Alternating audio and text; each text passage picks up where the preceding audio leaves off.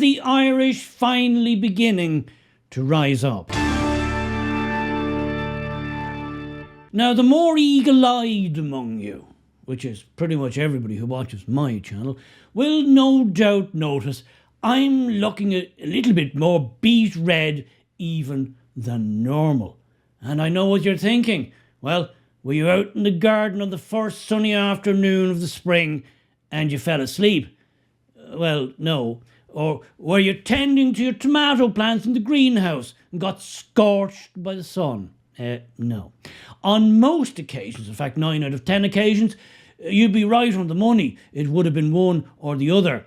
At least it would be if I had any tomato plants. But today was different. No, today was a whole different situation. A whole different kettle of fish. No, today I was out and about.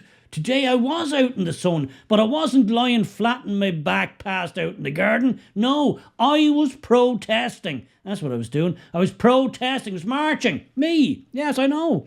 And protesting is usually what I do here, the whole lights, camera, action thing. But no, today I was out and about, I was marching. Well, I wasn't marching, I was walking. But you know what I mean, shuffling maybe. I was out in a sea, in an absolute sea of my people. And what a glorious day it was.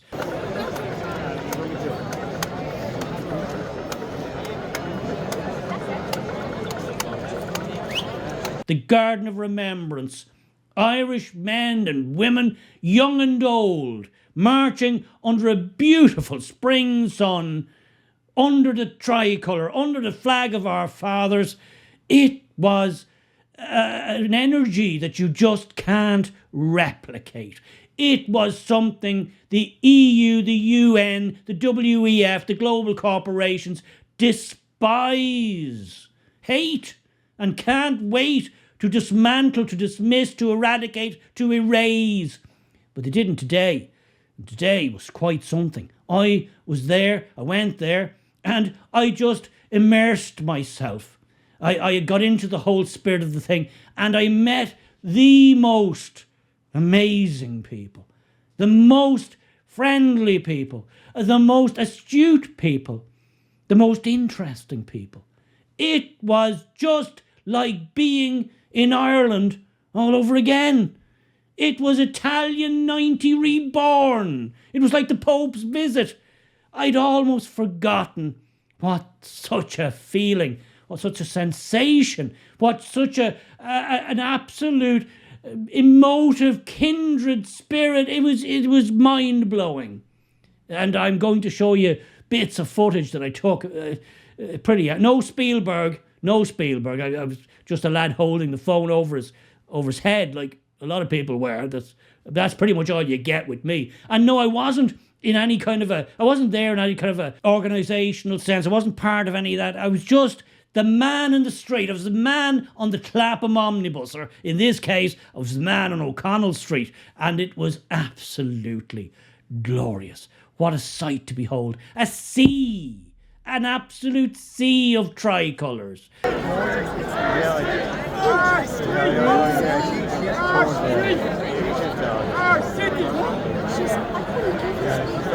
Now, I don't know, because I'm literally just home, I don't know how the government propaganda machine, the RTEs, the Irish Times, the Irish Independent, all the shill media, the propaganda media, the lying media, I'm going to spin this.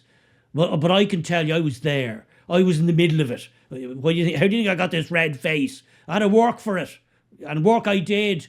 And what a pleasurable work it was to be in the midst of the best people in the entire world. And I was lucky to meet some people who watch my channel and even recognise me. I'm not used to that kind of thing. I think my right arm is an inch shorter than when I started because I was shaking that many hands, and I was delighted. I'd happily have had it 3 inches shorter. I'd have shook more hands. But I was absolutely, I was humbled to meet so many beautiful people, friendly people, and genuine people, and people I chit-chatted with.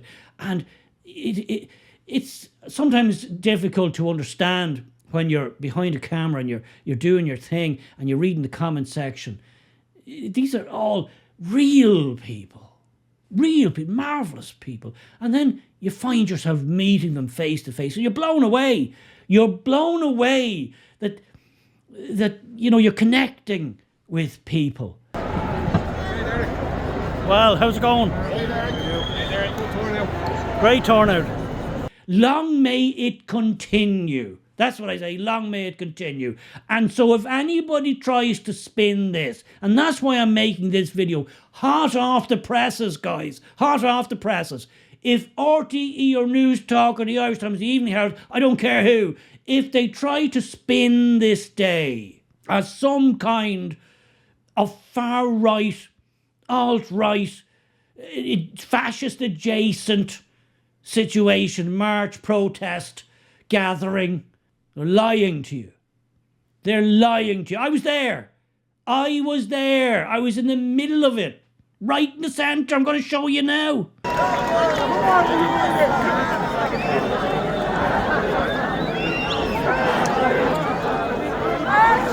Now, I'm not going to cover the whole speeches and the things. To be honest, the crowd was so big, I couldn't even hear the speeches. I couldn't even hear them. The only reason I knew people were speaking is because every now and again the people at the front near the speakers would cheer, and that's a point that the organisers should take on board in a constructive way. Guys, the getting the speeches out there was a disaster.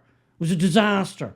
Now you're going to have to figure that out. I don't know how you're going to do it, because I wasn't even at the back of the crowd. And I had no idea anybody was even giving a speech. I couldn't hear a word, couldn't hear a dicky bird, just a cheer every now and again. So you got to work on that, because I'll tell you what did happen. What did happen was a good number of people started floating off, because we'd walked all the way down O'Connell Street and right around to the Customs House. And we'd passed all the crusties. There was about 25 of them outside the GPO. And if ever you saw, and you'll see it in the video, if ever you saw a students' union rent a mob.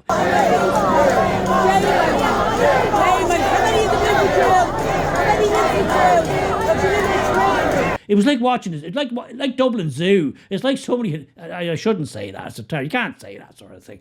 But it was really rent-a-mob. It was such a menagerie. If I had to describe what was in front, and there were only a few of them in front of the GPO, a few of them very well protected by Gardaí, Síochána, who were protecting them, not from us. Because the people on our side, they were an absolute cross-section of Ireland, youngest to oldest, men, women, children. It was just a beautiful thing to behold. And the people inside the barricades were nuts. It was like, I don't know how that whole thing came about, but they were all like rent-a-mob. They probably all got 20 quid and as much soap as they could fit in their handbags. And I'm only talking about the guys there. It was literally just like a students' union thing. It was embarrassing. The only word I can sum up that so-called counter-protest the only word to describe it is ramshackle. It was ramshackle. I didn't want to be on that team. No, I would never want to be on that team. I was with patriots. I was with flag wavers, flag bearers. I was with the people I grew up with. I was with the people I came from, and I was with the people I will die with. And it was glorious. So to all the people I met today, all the people whose hands I shook, all the people who got selfies with me, you are what keeps me going. You are what constantly renews my faith in this project, my faith in Ireland. You are the salt of the earth. And I thank you. I'm humbled by the chats we had, by the handshakes, by the selfies, by the little interactions, by the little nods, by the little winks. You are the best. And so, without further ado, let's get on with my crappy, non-Spielberg, the Irish Spielbergy home footage. So, here's my day at the protest as it happened. And as Gable would say, roll it there, Colette.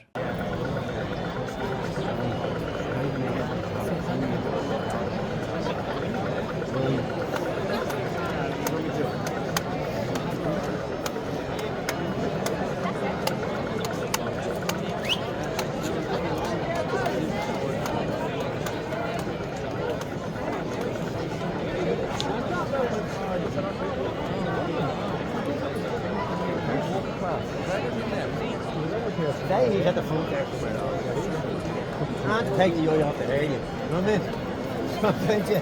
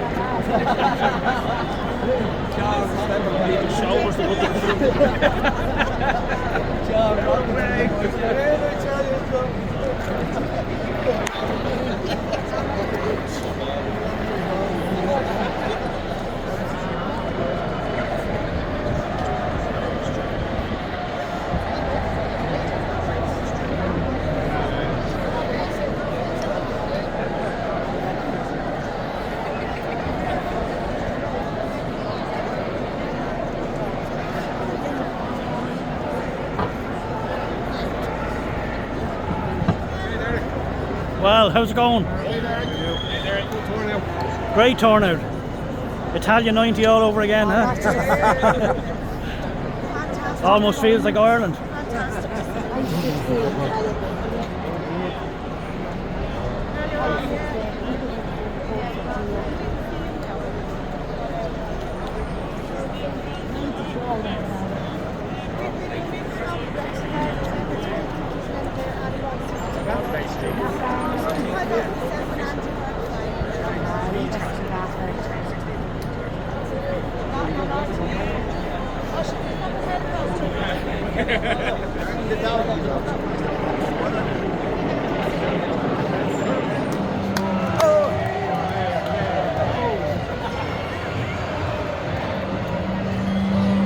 On your own. That's it, yeah.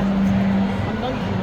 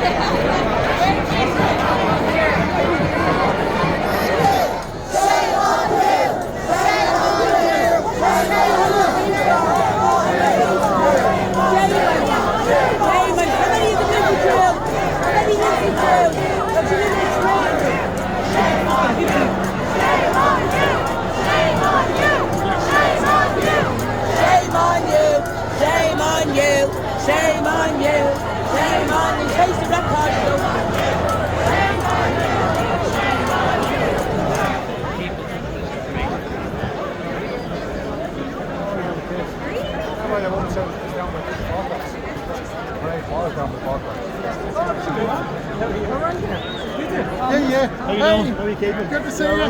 You remember Fitz from here? I do. Oh, yeah, good to see you again. How you came for a good Eric, down here.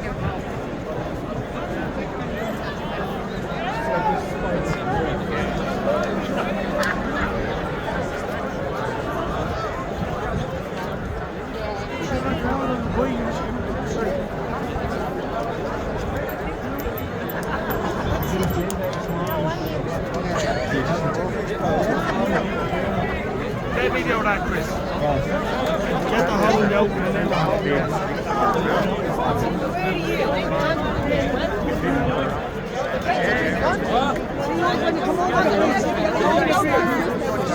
If you make money, you don't get nicked in the fast. Don't mess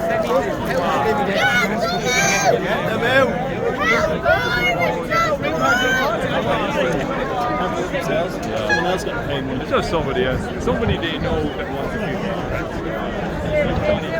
it.